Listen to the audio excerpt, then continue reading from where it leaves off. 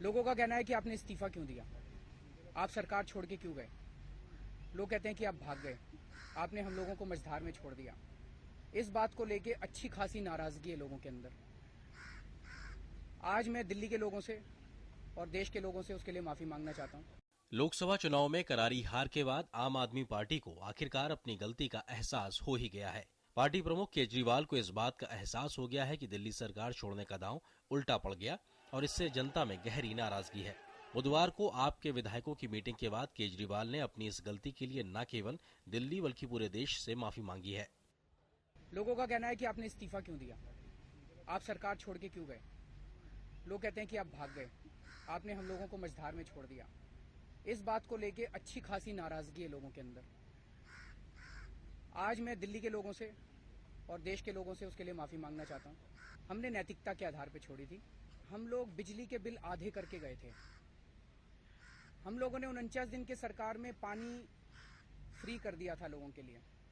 लेकिन जैसे ही हमने सरकार छोड़ी, वैसे ही कांग्रेस की जो यूपीए की सरकार थी केंद्र में, उन्होंने राष्ट्रपति शासन लगा दिया और दिल्ली के लेफ्टिनेंट गवर्नर के थ्रू उन्होंने बिजली के बिल फिर से बढ़ा दिए। जनता पे फिर से मुसीबत आ गई। आपकी ये बैठक दिल्ली में पार्टी की फिर से सरकार बनाने की संभावनाओं के बारे में थी। पार्टी के तमाम विधायक फिर से सरकार बनाने की कोशिश करने के हक में थे। हालांकि बैठक के बाद केजरीवाल ने साफ कर दिया है कि दिल्ली में सरकार बनने की संभावना नहीं है और हम चुनाव के लिए तैयार हैं। सब लोगों ने अब ये फैसला किया है कि चुनाव की तैयारी करो, चुनाव में जाएंगे, जनता के बीच में जाएंगे। आने वाले हफ्ते 10 दिन में पूरी दिल्ली में खूब सभाएं करेंगे। सभाओं में जाके दिल्ली की जनता से माफी भी मांगेंगे और आगे उनको भरोसा दिलाया जाएगा कि इस बार पूर्ण बहुमत दीजिए और 5 साल की सरकार बनाएंगे।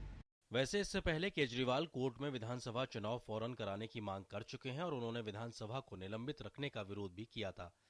गौरतलब है कि केजरीवाल ने मंगलवार को दिल्ली के उपराज्यपाल नजीब जंग से मुलाकात की थी और चिट्ठी लिखकर उनसे अनुरोध किया था कि वो जनता के बीच रायशुमारी करवा के ये जानना चाहते हैं कि क्या उन्हें फिर से दिल्ली में सरकार बनानी चाहिए। इसलिए दिल्ली विधानसभा को कम से कम एक हफ्ते के लिए भंग न किया जाए। लेकिन कांग्रेस के रुख को देखते हुए केजरीवाल ने चुनाव में जाने का विकल्प ही बेहतर समझा। बीजेपी भी चुनाव के विकल्प को ही बेहतर मान रही है। ये लोग अपना स्टैंड हमेशा बदलते रहते हैं और जनता को धोखा देने की कोशिश करते हैं।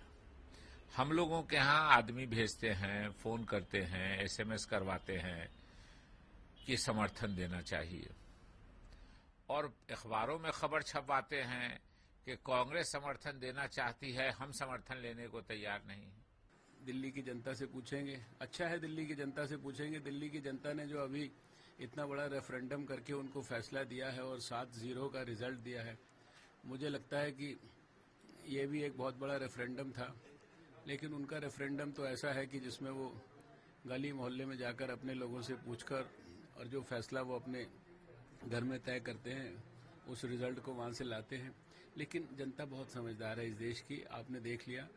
अब जनता को बहुत ज्यादा दिन बहकाया नहीं जा सकता राजनीति के क्षेत्र में। वैसे इस बीच दिल्ली के सीएम की कुर्सी के लिए किरण बेदी का नाम भी उछला है। आपके निष्कासित विधायक विनोद कुमार बिन्नी ने यह प्रस्ताव बीजेपी और आप को भेजा है। किरण बेदी जी को चिट्ठी लिख के स्वयं मिल के ये कहा था कि आप आए, हम आपका स्वागत है, हम दिल्ली में आपको मुख्यमंत्री बनाना चाहते हैं। जब वो किरण बेदी जी को मुख्यमंत्री बनाना चाहते थे उस समय, और आज भारतीय जनता पार्टी के हलकों में इस बात की बहुत जबरदस्त चर्चा है कि हम किरण बेदी को सीएम कैंडिडेट बनाना चाहते हैं, तो दिल्ली में चुनाव क्यों, इसका प्रयास मैंने परसों किया था। अभी जवाब किसी पार्टी की तरफ से मुझे नहीं मिला। जैसे ही मिलेगा, मेरा तो मानना यह है कि दिल्ली की जनता को इस चुनावी खर्चे से बचाया जाए। वैसे बीजेपी और आप दोनों की ओर से बिन्नी के प्रस्ताव पर कोई जवाब नहीं दिया गया है, लेकिन किरण बेदी ने यह साफ संकेत दिया है कि वो बीजेपी ज्वाइन करने के लिए तैयार है।